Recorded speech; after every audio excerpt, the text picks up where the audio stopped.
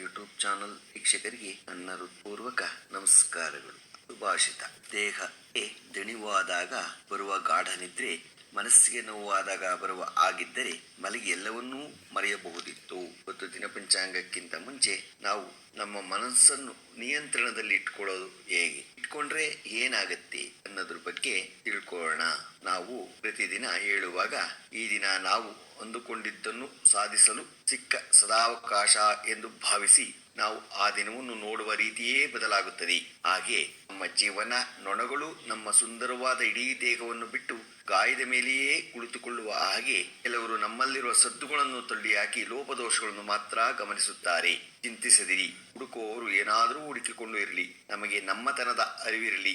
ನಮ್ಮ ನಡೆ ಯಾವಾಗಲೂ ಸಾಧನೆಯ ಗುರಿ ಕಡೆ ಮಾತ್ರ ಇರಲಿ, ಒಂದೇ ರೀತಿ ಇರಲಿ. ಈ ದಿನ ಸೋತವರು ನಾಳೆ ಗೆಲ್ಲುತ್ತಾರೆ. ಕಾಲ ನಮಗಾಗಿಯೇ ಕಾಯಲ್ಲ. ಕಾಲದ ಜೊತೆಗೆ ಹೊಂದಾಣಿಕೆ ಮಾಡಿಕೊಂಡು ದೃಢ ಮನಸ್ಸಿನಿಂದ ಮುನ್ನಡೆದರೆ ಗೆಲುವಿನ ಬಾಗಿಲು ನಮಗಾಗಿ ತೆರೆದಿರುತ್ತದೆ. ಮಾನವ ಒಂದು ಬಲಾಢ್ಯ ಆನೆಯನ್ನು ಬೇಕಾದರೂ ಪಳಗಿಸಿ ತನ್ನ ನಿಯಂತ್ರಣದಲ್ಲಿ ಇರಿಸಿಕೊಳ್ಳಬಹುದು. ಶರವೇಗದಿಂದ ಓಡುವ ಅಶ್ವವನ್ನಾಗಬೇಕಾದರೂ ತನ್ನ ನಿಯಂತ್ರಣದಲ್ಲಿ ಇರಿಸಿಕೊಳ್ಳಬಹುದು. ಆದರೆ ತನ್ನ ಮನಸ್ಸನ್ನು ಮಾತ್ರ ಸಂಪೂರ್ಣವಾಗಿ ತನ್ನ ವಶದಲ್ಲಿಟ್ಟುಕೊಳ್ಳಲು ಸಾಧ್ಯ. ಯಾರು ತನ್ನ ಮನಸ್ಸನ್ನು ವಶದಲ್ಲಿ ನಿಯಂತ್ರಿಸಿಕೊಳ್ಳುವವನು ಅವನು ಜಗತ್ತನ್ನು ಗೆಲ್ಲುವನು. ನಿರ್ಮಲ ಮನಸ್ಸನ್ನು ಹೊಂದೋಣ. ಶಾಂತವಾಗಿ ಆಲೋಚಿಸಿ ನೋಡಿ. ಮರದ ಮೇಲೆ ಕುಳಿತ ಅಕ್ಕಿಗೆ ಕೊಂಬೆ ಮುರಿದು ಬೀಳುವ ಭಯವಿರದು, ಏಕೆಂದರೆ ಅದು ನಂಬಿರುವುದು ತನ್ನ ರೆಕ್ಕೆಗಳನ್ನೇ ಹೊರತು ಕೊಂಬೆಯವನ್ನಲ್ಲ. ಹಾಗೆಯೇ ನಮ್ಮ ಸಾಧನೆಯ ಸಾಮರ್ಥ್ಯದ ಮೇಲೆ ನಮಗೆ ಆತ್ಮವಿಶ್ವಾಸ ಇರಲಿ. ಉಳಿಯತ್ತಾ ಸಾಗಲಿ. ಮುಂದಿನ ಪ್ರಯಾಣ ಸೋಲುಗಳು ಅಡ್ಡ ಬರಲಿದೆ, ಆದರೂ ಗೆಲ್ಲಬೇಕಿದೆ. ಅದುವೇ ಜೀವನ.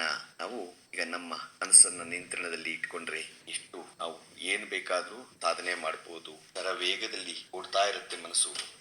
ಅದನ್ನ ನಿಯಂತ್ರಣದಲ್ಲಿ ಇಟ್ಕೊಳ್ಳೋ ಬಗೆಯನ್ನ ನಾವು ತಿಳ್ಕೊಂಡು ಈಗ ದಿನಪಂಚಾಂಗವನ್ನ ತಿಳ್ಕೊಳ್ಳೋಣ.